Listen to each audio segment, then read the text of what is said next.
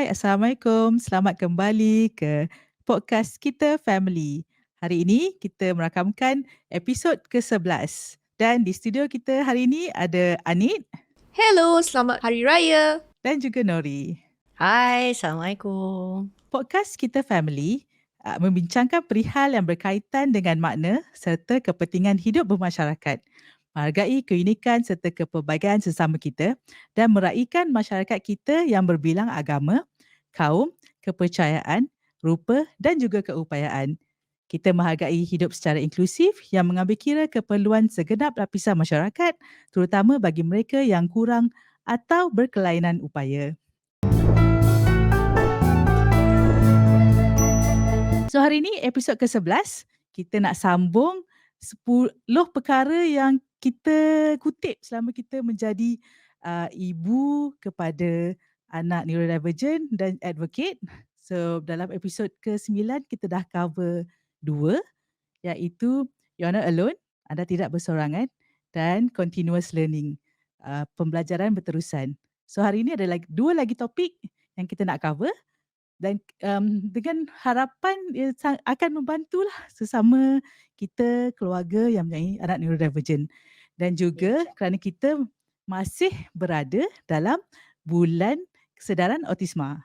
Tapi sebelum kita mula tu, alamak lupalah nak ucapkan selamat Hari Raya sebab kita masih lagi dalam bulan Syawal. Selamat Hari Raya! Selamat Raya. That's true. Sebab kita ni raya lama kan. Orang Malaysia ni kat Malaysia je raya macam ni. Baru seminggu kan? Baru seminggu, tapi dah ada perayaan yang lain-lain juga kan? Betul. Macam Anit ada perayaan apa tu? Vasaki.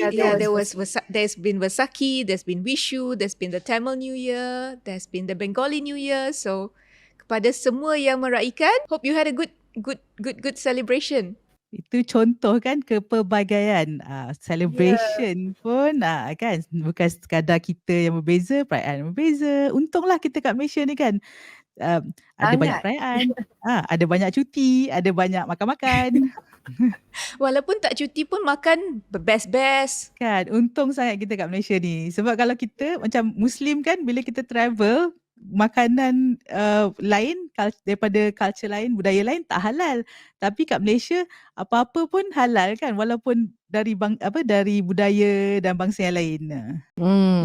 Ya, betul. Ada sedikit jealous jugalah, saya cemburu jugalah sebab di studio tu dengar kata selain daripada Nori dan Anik, semua orang pun berpakaian raya. Separuh-separuh lah Didi, tak semua. Tapi ada lagi juga. Kita ambil, ada antara kita ambil fulfilling dengan mood raya lagi. Ada yang let's get on with it. It's okay. So kepada semua pendengar dan penonton, kita ada juga kan kongsi 10 tips Hari Raya. Itu boleh tengok balik dalam kita punya social media. Yang tu satu video yang tak berapa panjang lah. Itu dalam 3 minit, 4 minit macam tu. Sebab kita masih dalam mood raya, masih lagi nak pergi rumah terbuka, masih lagi nak pergi melawat sanak saudara. So boleh refer kita punya video Eid Celebration Tips. Yeah. Ada kawan menghantar mesej kepada Nuri pun, dia ada cerita, dia kata memang video ni berguna juga untuk kalau katalah anak kita masih kecil and all that, you know. So tak semestinya hanya dalam situasi kalau anak kita neurodivergent, boleh digunakan juga. I think just in terms of being prepared, kan? Sebab ada pertukaran rutin apa semua, ramai antara kita akan terkesan, Sebab ada kawan yang sudah menjadi nenek. So as a grandmother, dia cakap, oh ini sangat timely for her kids who are just new mothers, for them to also learn. Good timing, Good timing. Okay, kepada pendengar dan penonton, hari ni topik kita 2 lagi yang kita nak cover tu adalah acceptance, redha, menerima, dan yang kedua adalah meraihkan setiap pencapaian anak-anak kita. So dalam kita nak cover 2 topik ni, of course kita nak cuba faham lah apa maksud redha, acceptance ni kan. Ini adalah beberapa maksud yang saya dapat lah. Kalau acceptance in English is the action of consenting to receive or undertake something offered. So bila kita cakap dalam konteks ni, something offered tu mendapat dianugerahkan anak neurodivergent lah. Dan of course dia bermula dengan bila sebenarnya memanglah anak tu lahir, dia memang dah macam tu, tapi bila kita mendapat diagnosis tu dia kita kata satu bukan peralihan tapi satu point di mana akan bawa perubahan lah kepada hidup kita kan, sebab dia bawa pada pemahaman tentang diagnosis tu, tentang anak kita sendiri.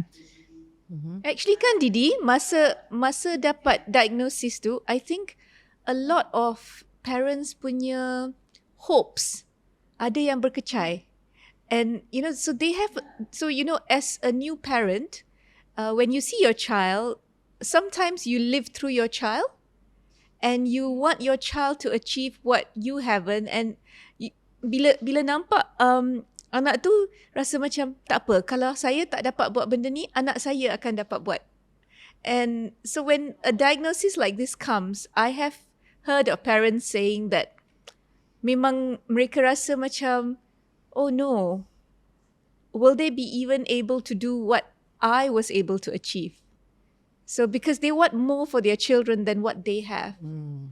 And to have that thought that, oh my God, they might not even reach what I did, is already a total change in mindset and their parenting aspirations. Yeah, So- like expectations change kan? Because ini berita yang tak diduga. Yeah. Dan kalau kita cakap tentang Reda ni lebih kepada konteks Muslim, dan of course lain daripada Melayu, Muslim. Bila kita kat Malaysia ni, even bangsa-bangsa lain pun dah dapat juga faham kan maksud Reda. Reda bermaksud bersedia dengan ikhlas hati dan juga menerima sesuatu dengan tenang tanpa ada rasa kecewa dan tertekan dengan ketetapan dan ketentuan Tuhan. So this is definitely kita tak akan dapat the moment of diagnosis, betul tak? Yes. That takes time. Jarang sangat kita dengar dalam keadaan tu. Mungkin ada orang ada tahap begitu, but I would say that that's very rare. Yeah. So those are kita punya meaning, maksud reda dan acceptance.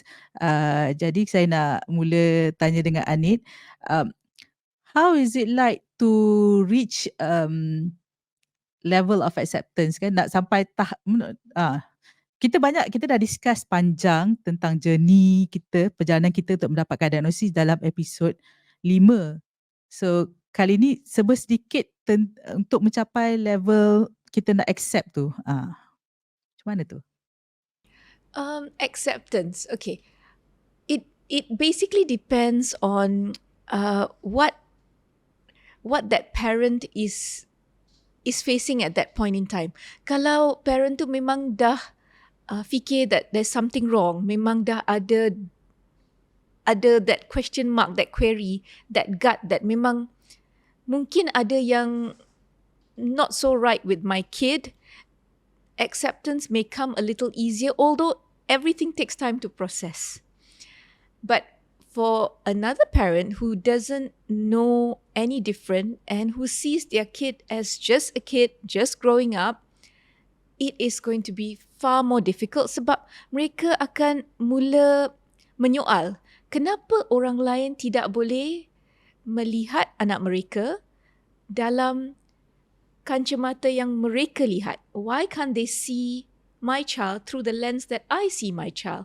Why can't they see the goodness of the child? Why can't they see that this child is able to do more on this part or less on another? So it depends on the parents' timing. And this acceptance also depends on the support that you have around you. Because a parent can feel suddenly all alone. And as you've already said, you're not alone. But Yeah, why did we bring up that point even, Why did we even right? bring up that point? Because But- obviously it's something that many of us have felt. Yeah. and at times you feel you're alone planning the journey for your child because dia punya expectation dan aspirasi untuk anak mereka tu memang dah lain. So you're back to the drawing board. Because a lot of parents today especially, they plan their pregnancies. It's not like maybe our grandparents punya era ke our parents punya era where they just go along and everything is a natural process. Everything today in life is according to a plan. And when the plan doesn't work out, there memang ada isu mental or mental health yang terjejas. And that itself can cause a hindrance to acceptance. And sometimes adalah lack of education or lack of knowledge. Kalau mereka tiada pengetahuan atau info berkenaan apa yang anak mereka didiagnose, then acceptance pun menjadi masalah sikit. At this point, I want to remember a journey that I had with Nori, and this was many years ago. Nori and I went for a workshop, a one-day workshop in Museum Negara, and it was more than 7 years ago, I think, Nori. Oh, lama dah. Lama kan? Tak ingat sangat. But we were both parents armed with some knowledge, and ada expert yang telah datang, expert autisma yang datang dari luar negara. And ni adalah auditorium Museum Negara yang memang penuh untuk mendengar the theory of autism and kenapa orang-orang yang neurodivergent akan kadang-kadang bertindak dalam certain ways. So it was a full day, dan I remember this because there was a group of underprivileged mothers that Nori had organized to come for this course because they would not have even known. Some of them were dishwashers, worked as dishwashers. Some of them worked as cleaners. Some of them operated canteen. And until they came for this course, mereka tidak tahu apa sebenarnya anak mereka sedang alami. Because I remember once saying to Nori in her very basic bahasa, doktor cakap anak saya ada problem, tak boleh pergi sekolah. So, I biar dia kat rumah. Tapi I kena keluar sebab I kena kerja. Kalau tak, macam mana nak bagi anak saya makan? Tapi saya memang tak tahu apa sebenarnya anak saya itu sakit apa. And I remember walking out at the end of that day feeling so privileged sebab saya memang rasa saya sangat-sangat bertuah kerana saya mempunyai pengetahuan, pengalaman dan saya telah berjumpa dengan orang yang dapat menjelaskan, saya dapat membaca daripada banyak sumber berkenaan neurodiversity dan apa yang perlu dialami. So acceptance bagi saya memang berlainan dengan acceptance bagi ibu-ibu tersebut, and kebanyakannya ibu tunggal. You remember that, Nori? Yeah, that was really hard. So no, it's true. So actually it's a good question, Didi, because nak tanya bagaimana kita boleh sampai ke tahap reda ataupun it's true. It bergantung kepada bermacam-macam faktor kan. Bermacam-macam faktor yang berkaitan dengan individu atau family yang menerima berita tersebut. So and you're absolutely right. Kadang-kadang kita sendiri tak dapat mengawal situasi yang membantu kita untuk menerima berita atau keadaan sesuatu. It seems really unfair and it seems really unfortunate, but I think itulah antara sebab-sebabnya kita melakukan usaha kita, kerja ni, termasuk podcast ini. Sebab kalau sedikit sebanyak bolehlah kita tingkatkan kesedaran secara umum, maklumat tambahan. Kita tak dapat nak ada antara faktor lain yang kita tak dapat nak kontrol kan. Pendapatan isi rumah, that's beyond, right? There's so many things and then of course semua orang akan datang daripada latar belakang yang berbeza, akan datang daripada peringkat tahap pendidikan yang berbeza and things like that. Of course kita tahu dari segi budaya, dari segi kepercayaan, semua ni akan sedikit sebanyak membawa kesan. Tapi kalau seseorang itu, tidak kira lah all this different background and all that, dia dah mempunyai sedikit sebanyak maklumat and it helps a lot. I remember we're missing Desiree and SK today. Desiree ada cerita sekali tu, I think it was Desiree. She had somebody come to her house to help with something. Was it a cleaner or something? Tapi sebab, so this is also a lady who's a cleaner, and you mentioned ini antara jawatan ibu-ibu yang kita berjumpa masa kita menjalani bengkel di Museum Negara tu kan. Tapi sebab dia sendiri ada ahli keluarga kan, dan dia faham, and Desiree was very touched kerana dia tanya, dia perasan, dia sendiri boleh recognize, that Hans was different, and it was, that and actually I think she knew Hans was autistic sebelum Desiree pun sempat nak menyampaikan apa-apa, maklumat dan cerita sebagainya. Tapi dia tanya, is it okay if I turn on the vacuum kan, if I clean up? That was great. Because it was touching, because somebody was being considerate. Dia bertimbang rasa, dia fikirkan, dia fikirkan terang. Dia timbang, dia tak ada apa, dia pun tak adalah macam bertanya macam-macam, dia tak adalah macam pandang-pandang Hans, secara ni, that whole thing we talked about staring before dalam the episode yang sebelum ni kan. So it's tahap kesedaran dan mempunyai pengetahuan, maklumat, all this memang sangat-sangat membantu. So these are some things that we hope to help, because it will, you're right, dia akan membawa kesan, it will influence how you deal with acceptance just generally, and acceptance is big, is very, very important. And one more thing, Didi, that I think came back when when Nori is discussing this is, orang yang actually menjalankan bengkel tu, he tried to make us realize why neurodivergent people do some things like flapping, or like stimming. And that time, he told us to get into pairs, and kita kena play act. Remember, we had to do that. So berlakon, and I kena focus on doing stimming, and Nori kena menyampuk and interject. And I remember that was hard, right?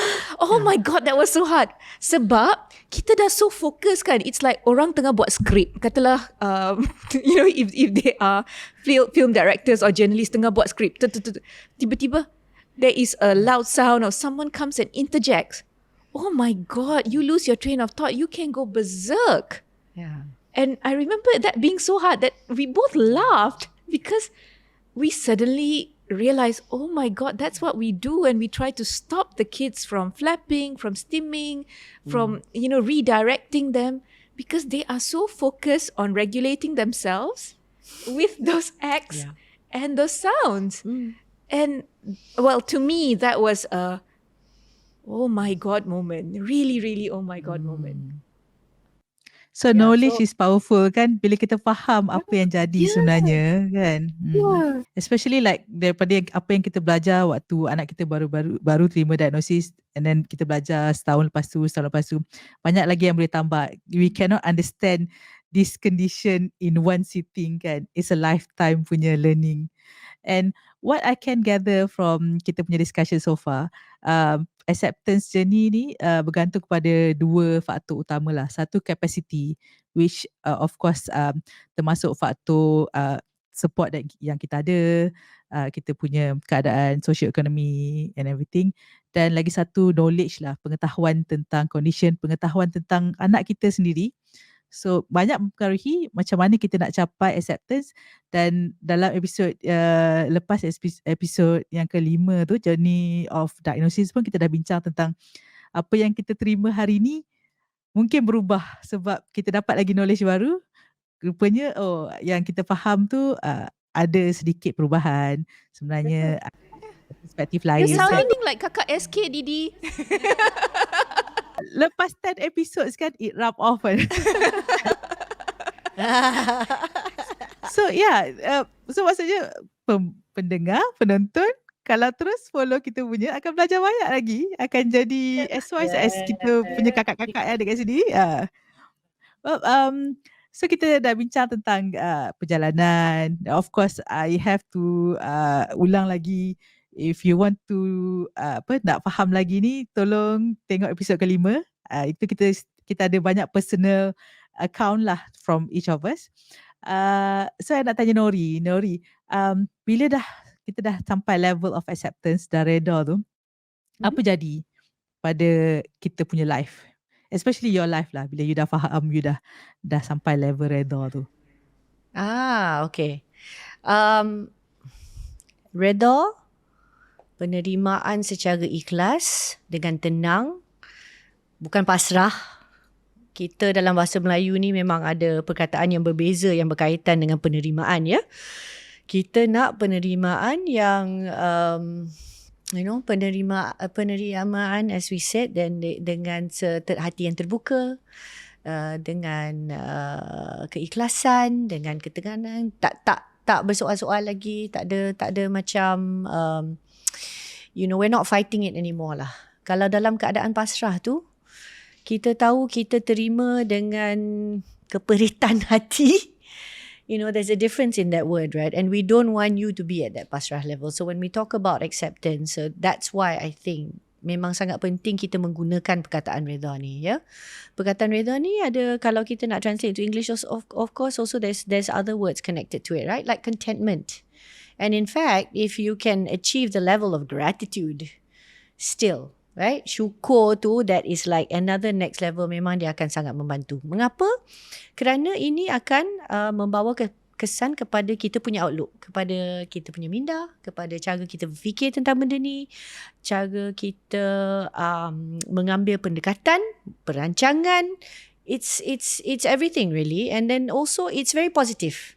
Reda is positive, pasrah is negative, right? So when you're in a state of positivity, memang kita sendiri pun rasa kita bertenaga, kita pun rasa macam kuat, kita dapat menangani apa yang kita perlu. So to come to a point of reda ni memang sangat penting. That's why kita sebut antara perkara-perkara yang kita telah belajar dalam perjalanan kita dengan anak-anak kita. It's really, really something that you want to try to achieve. So, kita dah sebut dalam a few minutes ago ni, bahawa ia bukan sesuatu yang akan datang dengan senang dan dia tidak jadi dengan serta-merta. Sudah tentu bila kita mendapat berita tu, ataupun whether it's mengesahkan or whether kita sangat terkejut, all this is like, that's not the moment to talk about reda, right? Tapi we know that our journey with autism, journey with developmental conditions and neurodivergence, which are part of the person, okay, not a penyakit but part of the person, bermakna ini adalah satu yang berpanjangan, berterusan dan sepanjang hayat, right? It's lifelong.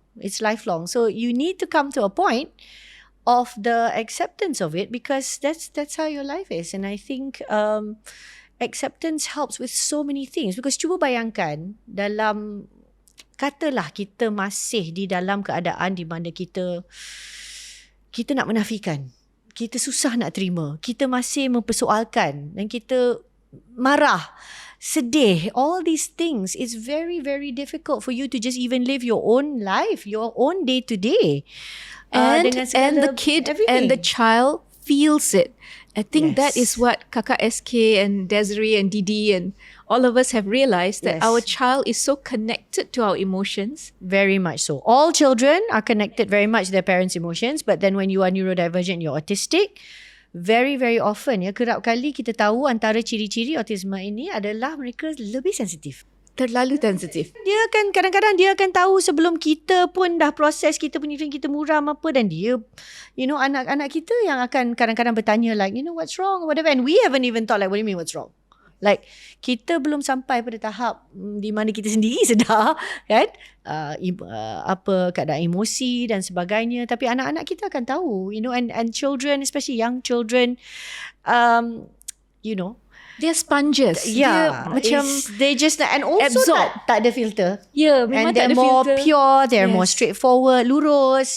Kita dah jadi orang dewasa ni, kadang-kadang kita sendiri yang akan letak block lah, masking and apa, benda-benda yang kita gunakan untuk membantu. Actually, it's sort of survival, it's self-defense, things like that to help us out. Tapi kadang-kadang sebenarnya tak membantu dan tidak membantu mental health in the long run. So, of course, it's better to be jujur. But our kids are usually more jujur. So, see these things. So what I'd like to do is jump to from Anit's point about children can feel this, is that also why you need to get to this point of reda is that your child needs you. Anak kita memerlukan kita, especially anak kita masa kecil ni, kita lah yang bertanggungjawab, kita lah yang kena usahakan segala-galanya, kita yang menjaga, kita yang mengasuh, kita, it's everything, and your child deserves this. Ini adalah hak dia. Tanggungjawab kita sebenarnya. Tanggungjawab kita yang bersetuju untuk Sebab kalau membawa anak ni keluar ke dalam dunia. Hello, so it's like you have to look after your child. and if you keep Get over it. and if you keep getting them to absorb negative emotions, they cannot reach their full potential. Sebab mereka mempunyai potensi yang sangat tinggi. Kalau positif, and we learn this every time. Kalau dalam keadaan yang positif, seseorang yang mungkin tidak orang cakap tak boleh berjaya pun boleh berjaya, sebab mereka dalam keadaan yang nurturing, yang educational, yang membimbing, and that is the environment that helps them grow. This is an environment you want for your family. Like you want it to be filled with love, and bukan nak kata orang yang belum sampai pada tahap reda tu tak love. Love tu ada, tapi love ni bila dah bercampur baur dengan benda-benda yang lain, it's something that then that's the part that the child cannot feel. Because the dominant feeling is the negative, but also and mereka tak ada filter kan, as you said, they don't have filter, so they don't know how to filter. But also you set the tone. You set the tone for everybody else. Okay, so kalau kita pun cakap dan kita menceritakan tentang anak-anak kita, right? Kalau kita kena memberitahu sekolah sebagai contoh kan pada tahap tu, ataupun family yang lain semua kan, kalau kita boleh membawa apa yang kita nak sampaikan ni secara positif, dia pun boleh terima secara yang lebih baik. So cuba bayangkan dalam satu keadaan mana kita terpaksa menyampaikan benda ni dalam emosi yang sangat berat dan tinggi, all that, it affects so many things, right? I mean, we know even mood, simple mood, we're not even talking about constant state of mind every day, tapi mood pun boleh membawa kesan kepada orang di sekeliling kita. So acceptance reda ni sangat-sangat penting dan sangat-sangat membawa manfaat, because it is that mindset change. Dan seperti yang kita selalu menyebutkan di Kita Family, bagi tiap-tiap episod kita akan menyentuh bab ni, because inilah antara, kalau kita nak sebut tentang apakah yang paling penting dapat berlaku dari segi kesedaran tentang autism. Apakah yang paling penting, apakah sesuatu yang sangat besar dan bermakna kalau kita menyebut tentang perubahan dari segi melihat individu OKU and all that. It's mindset. It is just cara kita berfikir, keterbukaan kita, penerimaan kita. This makes the biggest difference for everything. Ini belum cakap sebagai pasal resource, kita belum cakap tentang semua benda-benda yang lain, but this is inilah sebenarnya yang paling kritikal. Cara kita berfikir, keterbukaan kita, penerimaan, all that will come from that part. So if you cannot accept, or you are still in negative and all this, it's be so difficult for you. Your life will be harder sendiri, untuk diri kita sendiri sebagai ibu bapa. Keadaan dalam keluarga pun begitu, dan anak kita yang paling terkesan, sebab macam mana susah kita nak, mungkin kita bolehlah buat antara benda-benda, bukan nak kata orang yang tak reda ni tidak membuat apa langsung, but I'm telling you there's a difference, and we can feel it. There's a difference. We know when somebody is talking to us with sincerity and positivity, and we know when somebody is talking to us with like, okay, I'll just do it for the sake of like sedih, constantly, it makes a difference. We know this as people, as persons interacting with each other. And we can sense that dalam orang yang mendidik juga kan, betul, Nuri. So siapa yang mendidik dengan ikhlas, anak kita pun akan respon dengan positif, dengan sikap nak achieve for the sake of making the educator happy. Sebab anak neurodivergent ni, they actually memang nak bagi orang happy. I've noticed that they are very into let's make everybody happy even when they are not. So kalau seseorang itu yang mengajar, yang mendidik itu memang membuatnya dengan sangat ikhlas, mereka pun akan respon dengan cara positif. Dia, you know, and I noticed that even with Nirav, because one of the teachers used to say, oh Nirav, if you don't do this, teacher will cry. No teacher, don't cry. And dia akan cuba dengan sedaya upaya sebab dia tak nak teacher cry. You know? And same thing, they don't want to see you cry. So dalam, you know, there are difficult days, and ada masa tu memang air mata itu adalah the only way to let it out, and that is very, very useful and a powerful tool. Tapi in front of the kids, it becomes extremely burdensome onto those kids too. You know, so Reda is extremely important, and I totally agree with what Nuri said. And you know, Reda, the last point I would say which is so important is that is untuk kaitkan balik kepada keikhlasan, ya, sincerity. You cannot fake this.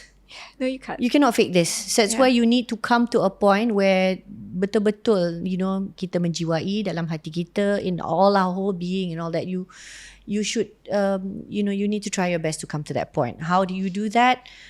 Hang out with other positive people, find out more, learn more, get support. Definitely get support for yourself. That whole thing about not being alone, learning more. That there's many different things that you can do, but it is an active process. Sebab kita tahu benda ni tak akan datang dengan begitu sahaja. But that's why we are saying that katalah sesiapa yang mendengar pada masa ini dan dia tahu dia tidak sampai lagi pada tahap reda ni. Set it as a target. Yes. Set it as a target, you know? And break it It's down. okay. You can do it. Just like other things yang mungkin susah ada. Dalam hidup kita banyak benda yang mencabar. Kita kan rasa banyak benda yang memang susah untuk kita lakukan. Tapi tak semestinya kita tak boleh. Yeah, start with your intention first. Niat is everything, you know. And as a Muslim, there's many things you can talk about when you talk about reda, right? And also niat, the connection between the two. Kalau kita dah pasang niat tu secara positif dan untuk apa, and then reda ni, like I said, kalau kita boleh go even next level, tahap syukur, that is something yang sangat-sangat digalakkan. I mean, you know, for us to be pleasing to our Lord and for our Lord to be pleased with us, this is the ultimate. It is. So sama ni dalam konteks, of course, kita menyebut tentang anak-anak kita dan, you know, the raising families in Malaysia, and this is our purpose is kita family, but yeah, you can set that as a goal. You know, you can fake it till you make it, but what I'm saying is memang adalah sesuatu yang kita perlu usahakan sehingga sampai pada satu tahap di mana benda itu memang betul-betul wujud. Dan kita memang ada pada tahap tu, and it will help everything. It helps the bad days. Yeah. You have the bad days. That doesn't affect your reda. You're a human being. But your default is, my child is precious. My child is a gift. My child is as is. And I will love my child anyway. And I'm still going to do my best. And this is good. Yes. And however my child grows, it has to be a nurturing environment. Yes, that's right. So, you know, and you know, it's not going to be perfect, dan kita akan you know, membuat kesilapan, dan akan ada hari-hari yang kita tidak mencapai apa yang kita nak capai, dan kadang-kadang ada juga mungkin, you know, so many different mistakes, right? We're human. Tapi bila kita dah ada dalam state positif tu, if you look at the long run, ni long game kan? Kita It's a marathon. It's a, you know, we're not looking at like, oh, can we get 3 out of 5? You know, can we get like 7 out of 10? No, we're talking about how many days, hundreds of days, and then you want to be able to achieve, let's say 60, 70%, but you have to set the target first. Kita akan sampai 100%. Tapi kalau kita tak nak letak target tu pun, alah, susah lah. Then you're going to be at that, you know, 10, 20%. Who wants to live in the 10, 20%? Don't live there, you know. It's That's as too basic. sad. It's too sad. Don't do It's that. as basic, Didi, as someone learning to tie a shoelace. So if in a neurotypical child, you have set a target of, okay, the child is going to tie a shoelace within a week. So jangka masa dia seminggu. Tapi untuk neurodivergent tu, tak payahlah seminggu. Just say, one day, this child is going to be able to do this. Or dia akan pakai kasut sendiri. Start with Velcro, lepas tu slowly dengan satu lace. So everything is broken down. Everything is broken down. Everything is broken down. And you have to be positive first. Sebab kalau Yes. tidak, kita sendiri tak percaya anak kita boleh buat. Macam mana kita nak cuba berusaha untuk ajarkan anak kita benda tu, right? Yeah. So, yeah. Anyway, I think it should be quite clear, right? Yes. And when Big you point break for it, us, big when you point. break it down sikit-sikit, lama-lama jadi bukit. Yeah. So they reach there. You know, some people reach there in 100 meters, some people take 10 kilometers. And it is It's not okay. wrong. It's Dia macam apa, of all the emotions and the situations yang kita sebagai mak ni ni kan, so much of people say that you can compartmentalize. You cannot compartmentalize this emotion, this feeling. You have to accept. You tak boleh tak kan. Kalau kita tak terima, it will manifest kan dengan kita punya action, kita punya tone, anak kita. So tak boleh kata macam walaupun I tak boleh terima tapi I hantar pergi terapi, I pergi ni, dia tak boleh macam tu tau. Dia it has to be from the heart and the action. true. So yeah, and then also then only we can see our children thrive. Kan kita cakap survival and thriving. And included. Yeah, included. Kalau kita sendiri tak terima, macam mana kita nak harapkan orang lain menerima anak kita, kan? Yeah, Exactly. So inclusion tu very important. So Reda dengan inclusion tu memang come hand in hand. Yeah. Yep. So dia bermula dengan acceptance reda kita sebagai ibu, dan kita, itulah ada kita family podcast ni, kita nak spread, kita berlima reda dan kan, kita nak orang lain pun terima juga.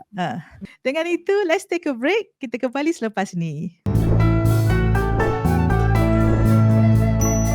Selamat kembali ke episod 11 Kita Family Podcast. Hari ini kita membincangkan tentang dua perkara yang antara 10 perkara yang kami rasakan penting untuk semua ibu bapa kepada anak neurodivergent belajar.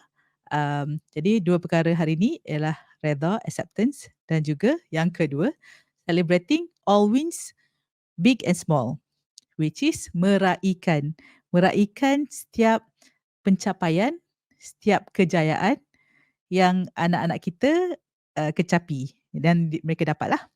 Jadi mungkin ada yang rasa macam apa maksud pencapaian, sebab bila kita cakap anak kita dapat diagnosis autism, kita cakap tentang neurodevelopmental delay. So mungkin banyak perkara yang anak tipikal dapat buat, anak-anak kita tak dapat buat. Jadi bila kita cakap tentang pencapaian tu, macam mana agaknya? So kat sini yang boleh saya bagi contoh, setiap benda lah, milestone kan, perkara-perkara yang anak kita progress, walaupun lambat, walaupun anak orang lain, anak yang tipikal capai pada umur 2 tahun, tapi anak autism kita capai pada umur 3 tahun atau mungkin lambat, itu pun kita boleh celebrate. Dan kalau kita punya pendengar, penonton yang bukan antara mereka yang ada anak autistik, kalau ada kawan yang ada anak autistik, kita boleh nampak tau. And especially lagi-lagi kalau macam saya kan, daripada Facebook Autism Malaysia, Facebook untuk ibu bapa kan, ibu bapa yang ada anak autistik, kita boleh nampak mereka berkongsi perkara yang kita tak pernah nampak keluarga yang tak ada anak autism, tak ada anak autistik kongsi. Macam contoh, anak makan makanan yang dia tak pernah makan. Itu memang kita raya kan. Kita excited orang Malaysia ni, makanan ni sangat penting kan. So tiba-tiba kalau anak kita sanggup nak makan, it's like yes. Kan, padahal makan tu benda asas kan. Macam kita sendiri pun macam kita tak ada celebrate pun apa yang kita makan, tapi untuk anak kita Tapi kat rumah I pernah ada satu kali kita celebrate. Tahun lepas baru Jibril Ali sanggup makan sushi. Kita orang celebrate. Dia tak ada neurodivergence, okay? Tapi dia memang alamak, memilih betul bila nak makan. He's so picky. Kalau pilihan dia ayam. But tiba-tiba tahun lepas, not that long ago, tiba-tiba he was like, sedap. Sushi tastes good. I was like, Wow. So that became a thing. It was like we had to put it on the, it was a thing. It was a thing to celebrate sebab dia tak pernah nak makan benda tu. Yeah. Anyway, sorry mencelah. Silakan. So banyak benda yang kalau pada anak tipikal tu macam pencapaian dia kita tak celebrate, dia macam okay dah boleh buat ni, dah boleh ni. Tapi untuk anak-anak autistik kita, bila mereka boleh buat tu kita betul-betul celebrate, kita rasa happy, berbunga hati ni. Memang rasanya kalau you tak ada anak autistik, you tak faham lah, you tak ni kan. So I nak tanya dekat Anik dulu, kenapa penting kita nak celebrate ni? Okay, memang penting sebab setiap anak nak kita raikan mereka.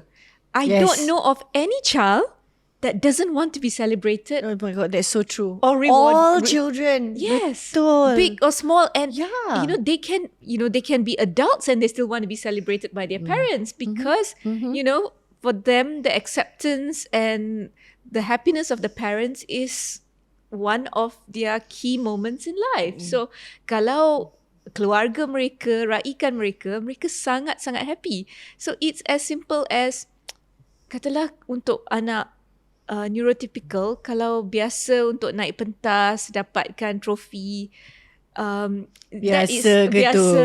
Tak biasa kot. Yeah, Tu pun biasa entah kot. berapa. But But still lah, yes, betul. Okay, sorry. But kepada yang memang dah biasa, Mhm. oh tak heran lah, this is my 5th one sebab dah biasa. Tapi kepada anak neurotypical yang tak pernah naik pentas dan tiba-tiba diraikan dan diberi trofi, oh my God, anak tu pun rasa bangga dengan like oh my God, I did it. So the same thing dengan anak neurotypical. Katalah mereka dapat pack bag untuk keluar sendiri. Something yang memang untuk anak neurotypical Independent lah kan. Dia rasa macam dia boleh buat benda tu sendiri. Ada rasa memilih kebanggaan baju, tu ada. Yeah. memilih baju sendiri, memakai kasut sendiri. So kalau kita celebrate and say, oh kita akan we're gonna give you your favourite food sebab you dah capai that level, and that will just spur them on sebab dia akan berusaha dengan lebih gigih untuk mencapai lebih daripada apa yang mereka boleh. That is human nature. So it is so important to celebrate.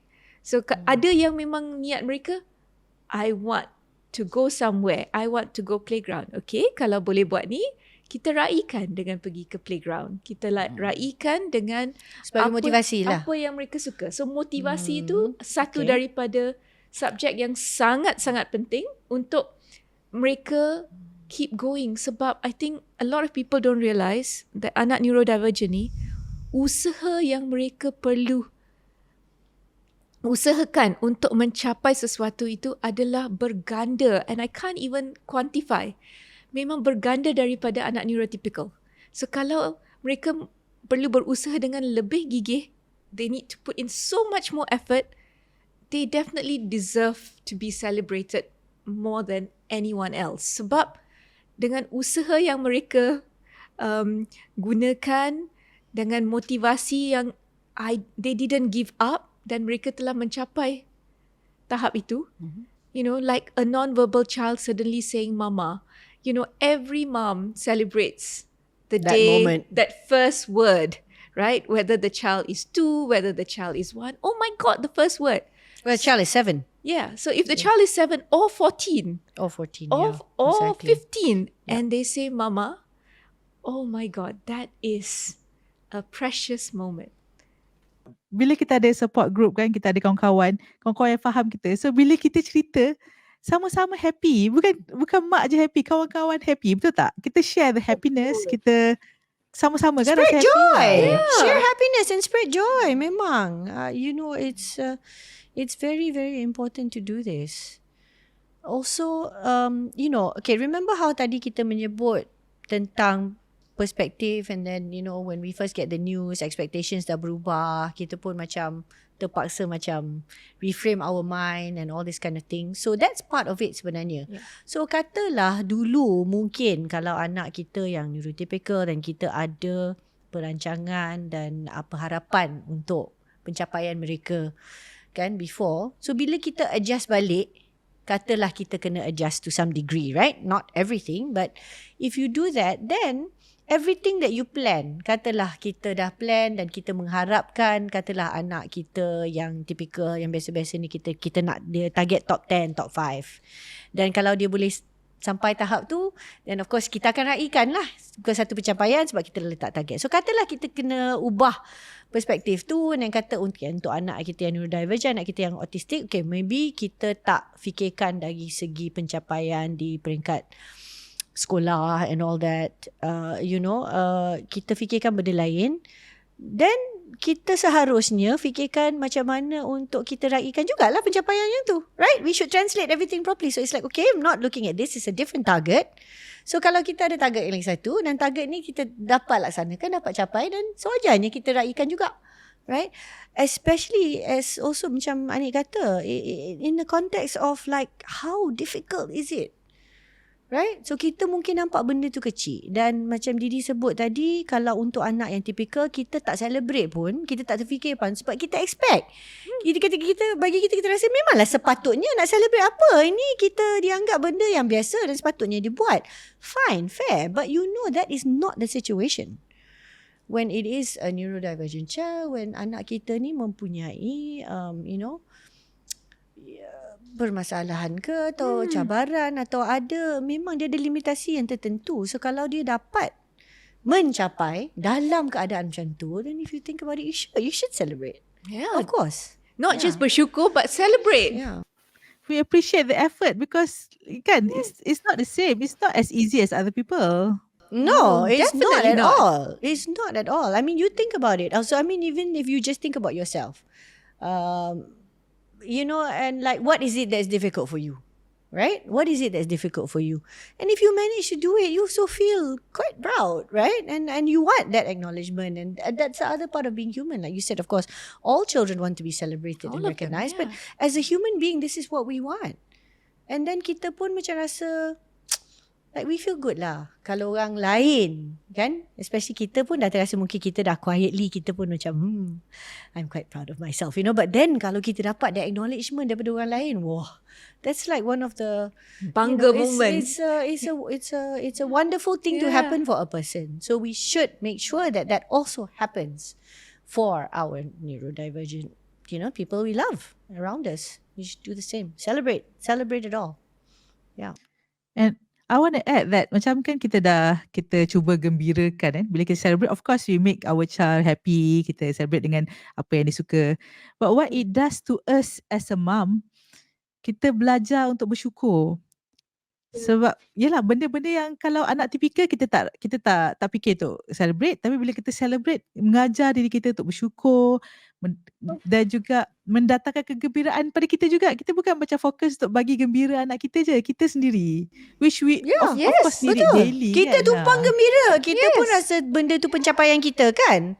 And a lot of times it is because kita yang membantu. So of course kita pun nak celebrate diri kita juga. And when you feel proud, you will then have a positive outlook, and I think the redor will be like, oh gosh, it was worth it. Usaha dan the journey and that marathon of reaching that target was worth it, because a lot of neurodivergent kids with their hand-eye coordination may not even be able to ride a bicycle. May not be, it's as basic as that. Playing hopscotch. Jumping on one leg. Jumping on one leg. Jumping on one leg is hard. And when they can do it, suddenly a lot of things fall into place, and then you see the growth become exponential, and then tiba-tiba like, hari tu semua tak boleh buat, hari ni dah boleh buat.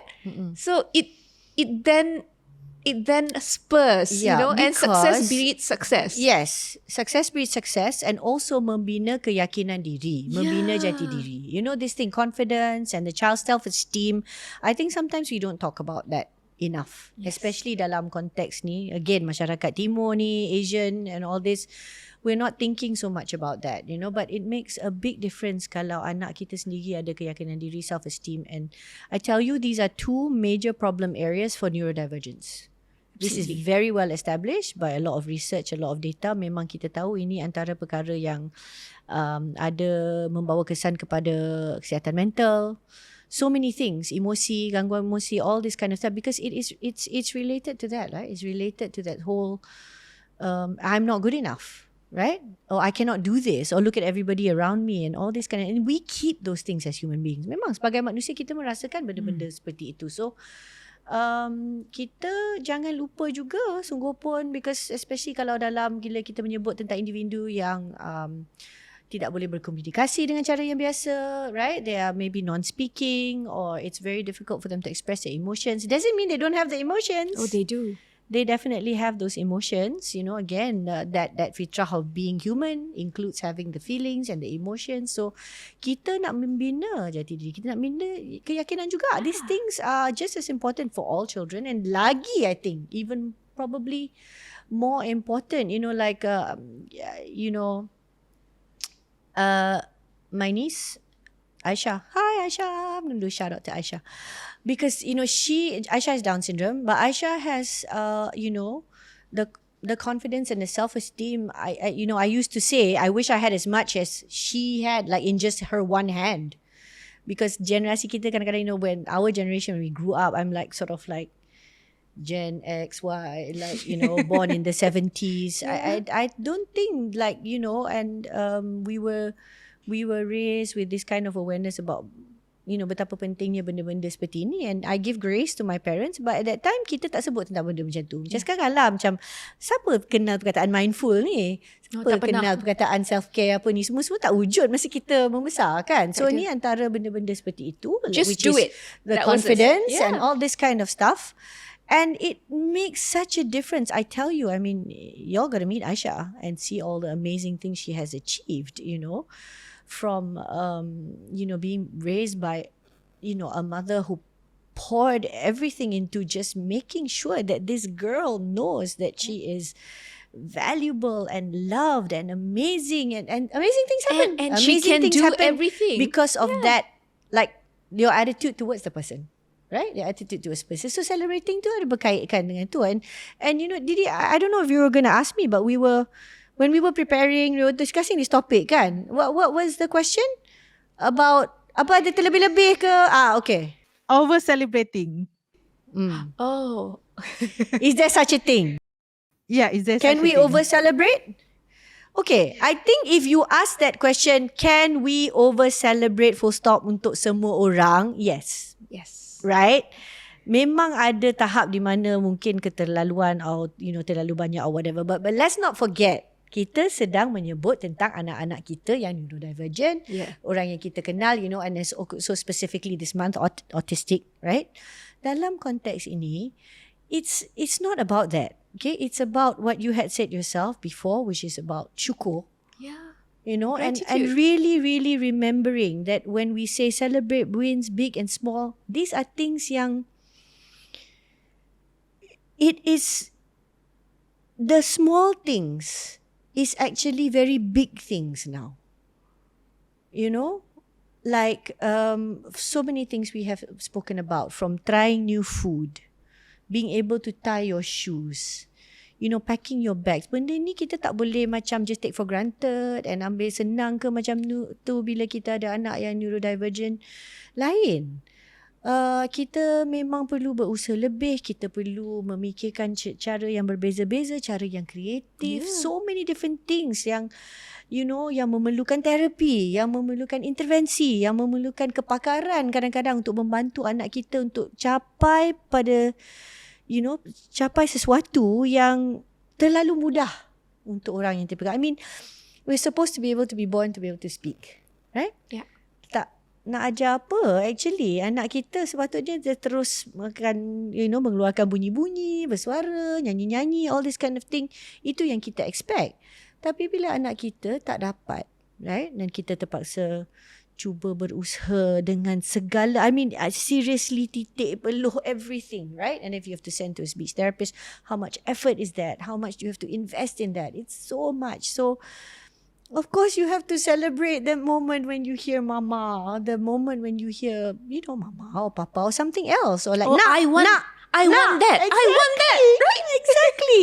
Suddenly your child can tell you this. So I think when it's this context, it's not about that over celebrating and saying, oh, you're celebrating mediocrity or you're celebrating. No. Look at the context. Context again is very, very important. And kita tengok pada situasi, kita tengok pada keadaan. And we should do that dalam apa jua keadaan pun. Kalau kita tak menyebut tentang, this, this topic of neurodiversity pun, you have to see, right? Look at it. Like, if a person, katalah, dia nak buat donation.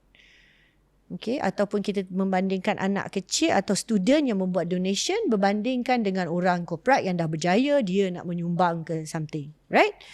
One person has huge amount of resources and financial, wealth and things like that at their disposal. And another person is not really earning yet or is still very young and all that. Yang mana kita nak recognize and think whatever. So, it's like yang bersesuaian lah. So sama. Ini adalah konteks di mana meraihkan pencapaian ni adalah sangat sesuai. So it's not. This is not when we talk about this over celebrating. I'm not talking about. This is a very different situation from like all the typical children expecting that they need to get medals, even though they didn't win. This is very different. We are specifically speaking about children who are already, or people who are already challenged, who are already struggling with something that is out of their control. And then they're able to do whatever it is, right? So that's why kita sebut big and small. We say it because in the minds of some people, and especially kalau you are in more comfortable or you are already biasa dalam neurotypical punya konteks ni, of course some of these things look small and they don't understand, right? So you were saying just now, kadang-kadang orang lain takkan berapa faham kenapa kita excited lebih-lebih ni.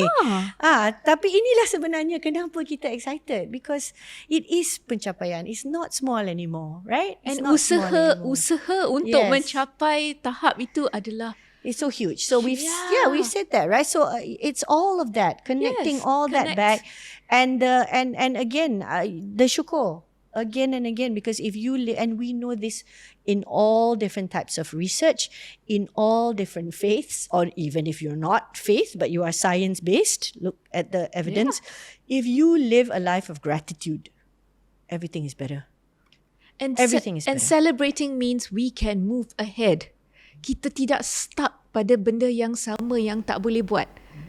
So kalau dah capai benda tu, you celebrate also because you are now moving ahead.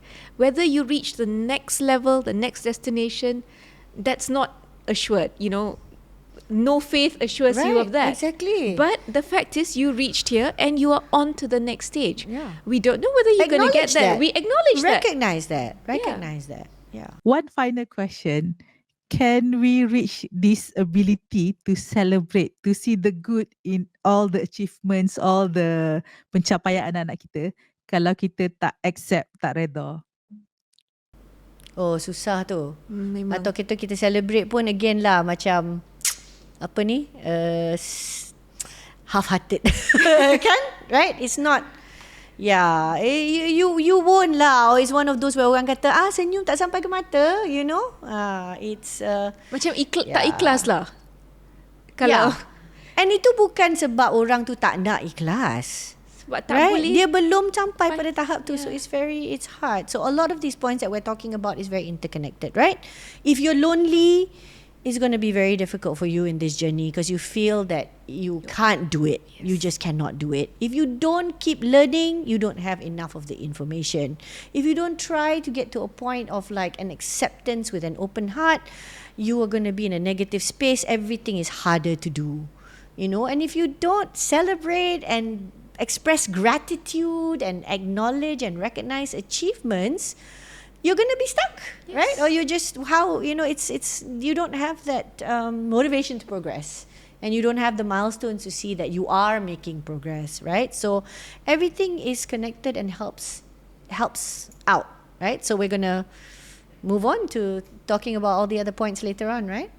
I actually think, sorry Didi, I actually think if I look back at my journey as a parent of a neurodivergent child, the one thing that this entire journey has taught me is to celebrate others And I am so quick to do that. I celebrate all kids because Betul. of my neurodivergent child, because I can verify that. It becomes so natural now that I know some of my friends will say, "Oh, Anit's always supportive. She will celebrate anything." And I'm like, "Yes, because I know how much it takes, and it's become second nature." So if I have changed as a person, thanks to my neurodivergent child, I think I've changed for the better because I celebrate effort now.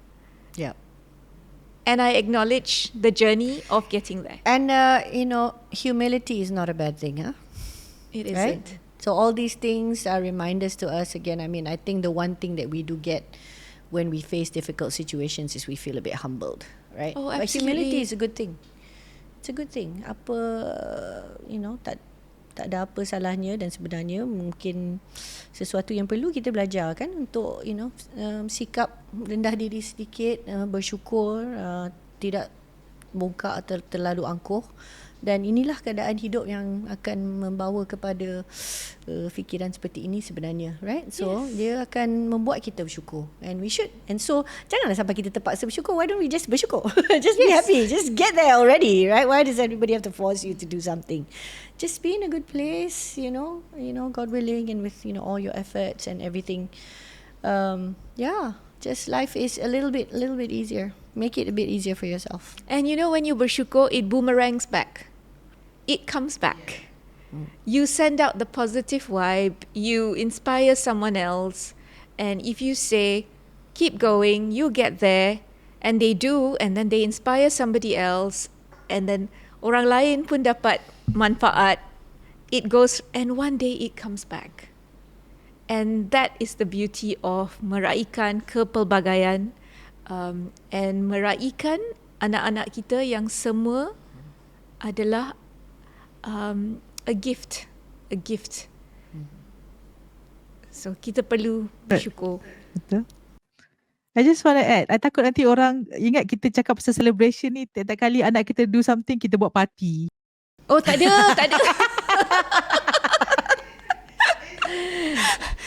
Tak kuasa lah do party.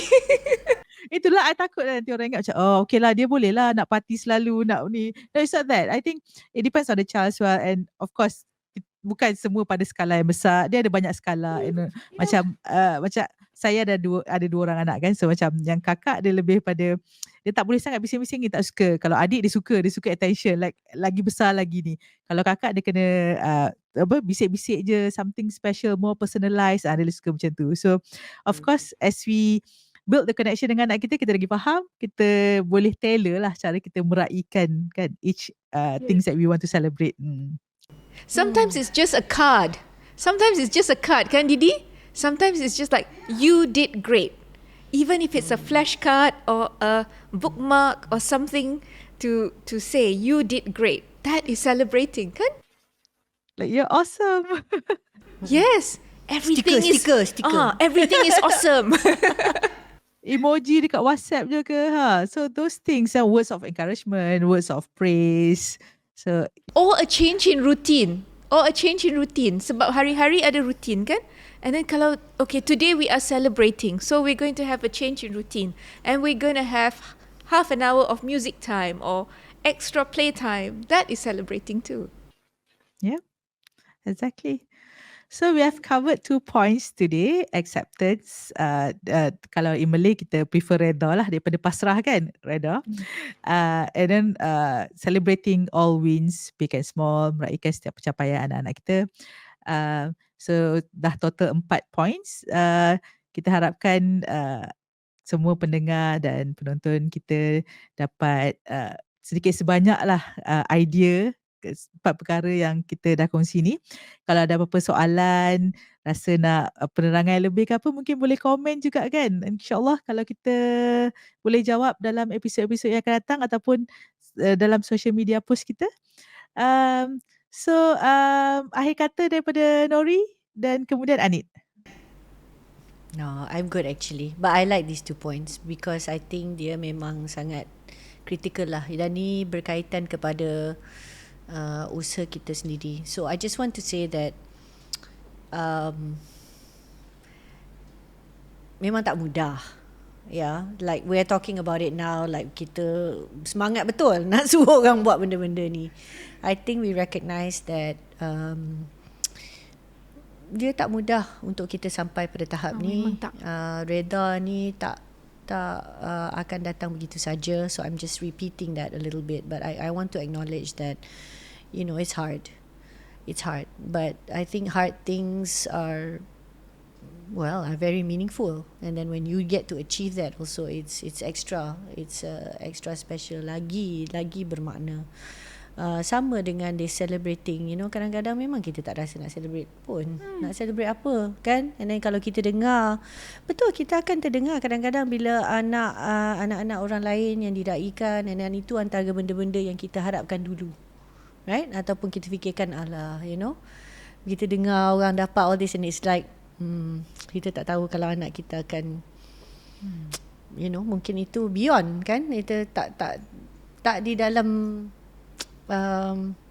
perancangan kita lah, right? So there's going to be those days when you also feel so sad, but that's why I'm saying we still want to say it. Kita tetap perlu terus berusaha sebab kita balance a bit lah. Sebab kita tahu feeling yang negatif ni memang mudah. Itu yang mudah. Feeling negatif, bersedih dan hendak menafikan apa-apa, you know, benda ni tu semua, itu yang mudah. So kita tak nak lah yang ambil mudah. So we'll go for the things that are more important. So but tell yourself you can do it. You can definitely do it. It's so important, and you can do it, and we'll be here to help you do that. I think the road in parenting a neurodivergent child is a road less travelled. Ni bukan journey yang biasa lah. Ia memang journey yang luar biasa. So that itself needs a lot of strength. And when you bersyukur and you accept and you reda and you move along, there is one day during the journey, I assure you this, you will look back and you will realize how far you have come, your child has come, your entire family and circle around you have come, and that will be that moment where you will suddenly have this light bulb moment that, oh my God, we did this. It will look really, really tough because it's a road less travel. Memang akan rasa macam, anak orang lain dah macam ni, anak I boleh ke? That self-doubt is always there in every journey, in everything that you do. Tapi just keep going, one step at a time. Just keep getting there, and trust me, one day you akan capai pada satu tahap yang you akan sangat syukur. It will be the sweetest moment. It will be the sweetest moment. And then you can celebrate with cake, with coffee, with whatever you want to, even with the balloons and pop-pops. Daripada anak tak suka beraya, daripada lepas tu nak beraya, daripada anak yang tak nak pergi sekolah dan tiba-tiba pack baju, pack bag nak pergi sekolah, you will get there. Just don't give up. Don't give up. That's it. Keep it up. Don't give up. Yeah. Fighting. Yeah. Well, thank you, Nori, Anid. It's been about an hour kita dah discuss. Betul lah, sama. Saya juga berharap apa yang kita kongsikan ni dapat memberi semangat, menjadi satu bentuk sokongan kepada keluarga yang lain. Sebab kita dah pernah rasa kan macam mana waktu kita tak ada banyak sokongan macam sekarang, kita tak ada kawan yang ramai macam sekarang, kita tak ada ilmu yang macam kita ada sekarang. So now we kind of like tolong bagi handbook lah, but in the form of podcast. Jadi biar orang lain cepat sikit, kan? Biar orang lain cepat sikit. Nah, tak payah mengambil berbulan-bulan, bertahun-tahun macam kita for certain things. Yeah, 10 tahun, lebih 10 tahun dah. And then as we support you guys, please support us by subscribing, like and commenting and everything on our social medias, and of course on And our sharing. YouTube and And Spotify. sharing. Yes, please share to everybody as well, because this is not just about autism family kan, sebab it's about people in our country, like Malaysians. This is story of Malaysians. This is story of, kan, bukannya kisah terpencil ke apa. Like, kan, it's more common than you know, but kita jarang dengar. Tapi bila dengar, then only you would understand, then only you would accept, then only you would include, then only, kita jadi family. With that, thank you everybody. Terima kasih kerana mendengar dan menonton kami. Sehingga bertemu lagi dalam episod yang lain. Terima kasih. Assalamualaikum. Bye. Bye.